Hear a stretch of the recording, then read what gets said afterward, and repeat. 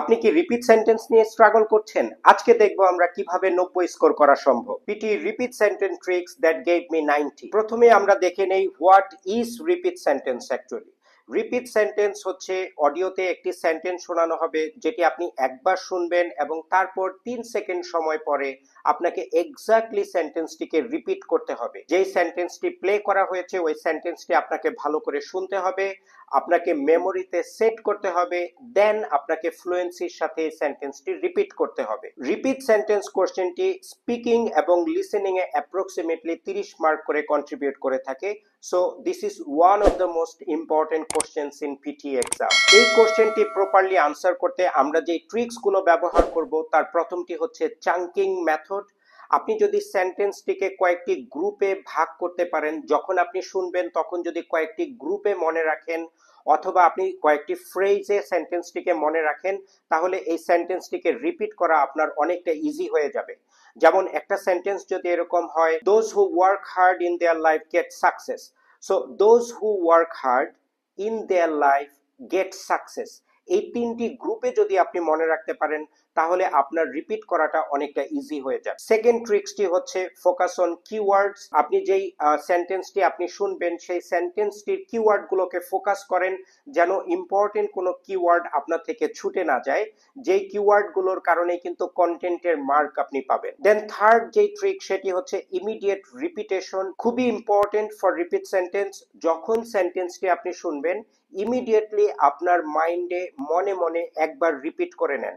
এই রিপিটেশনটি যদি পারফেক্টলি আপনি করতে পারেন তাহলে কিন্তু এই সেন্টেন্সটি যখন আপনি বলবেন তখন আপনার মনে থাকবে। আপনার সাবকনশিয়াস মাইন্ড কিন্তু এই সেন্টেন্সটি মনে রাখতে আপনাকে অনেক হেল্প করবে। দেন ফাইনাল যে ট্রিক সেটি হচ্ছে লিসেন টু দ্য রিদম। প্রত্যেকটি সেন্টেন্সই যখন বলা হয় তার কিন্তু একটি রিদম থাকে, ওই রিদমটি ধরার চেষ্টা করেন।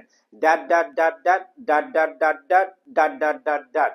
সো এই গ্রুপ করে যখন আপনি সেন্টেন্সটি রিদমের সাথে শুনবেন আপনার রিপিট করতেও কিন্তু তখন অনেকটা ইজি হয়ে যাবে। এখন যদি আমরা আমাদের প্রথম কোশ্চেনটি একটু প্র্যাকটিস করি, আমি অডিওটি প্লে করছি। 3, 2, 1। The library is located near the student center. অডিওটি ছিল the library is located near the student centre. আমরা যদি অডিওটাকে গ্রুপ করে শুনি, the library is located near the student centre, তাহলে আমাদের ব্রেনে এটা খুব ভালোভাবে স্টোর হবে এবং আমরা যখন রিপিট করব আমাদের জন্য খুব সুবিধা হবে। আমরা এখন আমাদের সেকেন্ড প্র্যাকটিসটি করছি। আমি অডিওটি প্লে করছি। 3, 2, 1। The books are kept on the top of the table in the library. সেন্টেন্সটি ছিল the books are kept on the top of the table in the library. আমরা যদি সেন্টেন্সটিকে একটু ভেঙে ভেঙে শুনি, the books are kept on the top of the table in the library. এভাবে ভেঙে ভেঙে যদি আমরা মনে রাখি তাহলে আমাদের বলতে অনেকটা ইজি হবে। এখন আমরা 3 নাম্বার প্র্যাকটিসটি করি। অডিওটি প্লে করছি। 3, 2, 1। Technological innovation is crucial for economic development. সেন্টেন্সটি ছিল technological innovation is crucial for economic development. আমরা এই সেন্টেন্সটিকেও ভেঙে ভেঙে শোনার চেষ্টা করি। Technological innovation is crucial for economic development.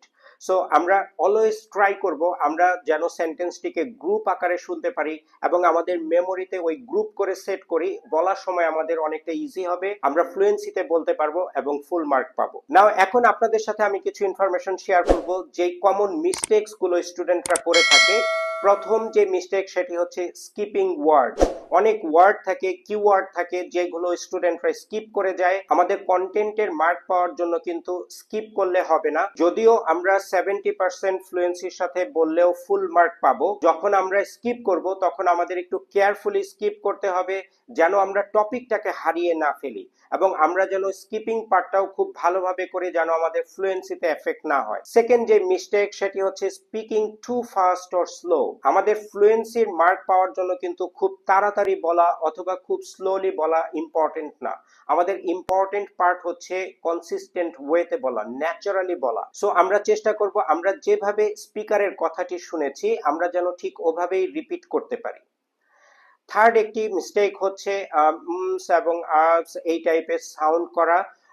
Speaking এর সময় এই ধরনের সাউন্ড করলে কিন্তু আপনার ফ্লুয়েন্সি নষ্ট হবে এবং আপনার একটি মেজর মার্ক কিন্তু কাটা যাবে। কখনোই এই ধরনের আননেসেসারি সাউন্ড উচ্চারণ করবেন না। যতটুকু সেন্টেন্সই আপনি বলেন টপিক থেকে নিয়ে ততটুকু ফ্লুয়েন্সির সাথে বলার চেষ্টা করবেন। ফাইনাল যে মিস্টেকটি স্টুডেন্টরা করে থাকে সেটি হচ্ছে সেন্টেন্সটিকে এমন ভাবে ইনকারেক্টলি ব্রেক করে এমন ইনকারেক্টলি গ্রুপ করে যেই গ্রুপটা আসলে মনে রাখার মতো না। গ্রুপিং করাটা অনেক হেল্প করবে আমাদের, কিন্তু সঠিকভাবে গ্রুপ করলে ওইটা মাথায় মনে থাকবে।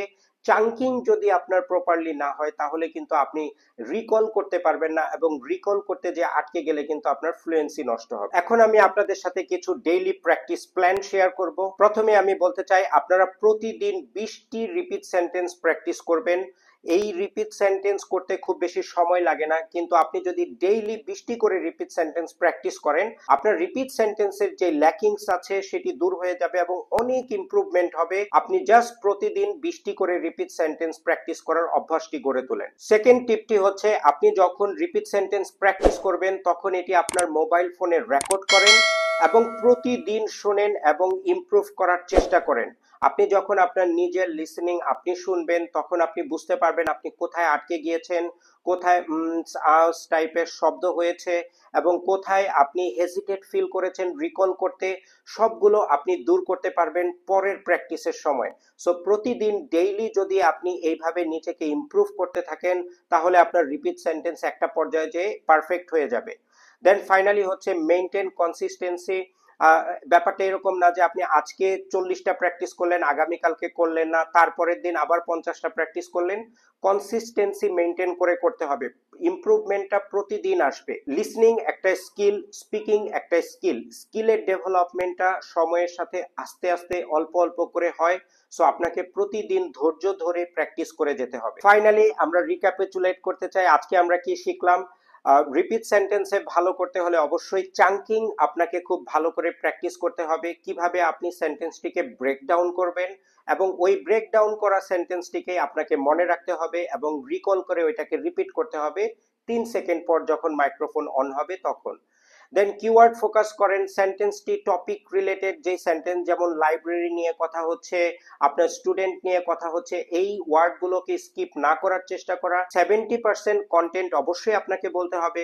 70% কন্টেন্ট বলার সময় যেন কিওয়ার্ড এবং টপিকের অংশগুলো থাকে, এগুলোতে ফোকাস রাখবেন। এবং ফাইনালি ইমিডিয়েট প্র্যাকটিস করা। সেন্টেন্সটি শোনার সাথে সাথে আপনি মনে মনে একবার রিপিট করে নেবেন ফুল সেন্টেন্সটি, তাহলে আপনার মেমোরিতে থাকবে এবং রিপিট করতে আপনার অনেক সুবিধা হবে। Thank you everyone for watching. নিচে কমেন্ট করবেন রিপিট সেন্টেন্সের সবচেয়ে বড় চ্যালেঞ্জ আপনি কি ফেস করেছেন। If you like this video, please remember to like, share and subscribe my channel. যদি আপনাদের কোনো পেইড অ্যাসিস্ট্যান্সের প্রয়োজন হয় অনলাইন অথবা অফলাইন, তাহলে স্ক্রিনে দেখানো হোয়াটসঅ্যাপ নাম্বারটিতে কল অথবা টেক্সট করুন। ধন্যবাদ।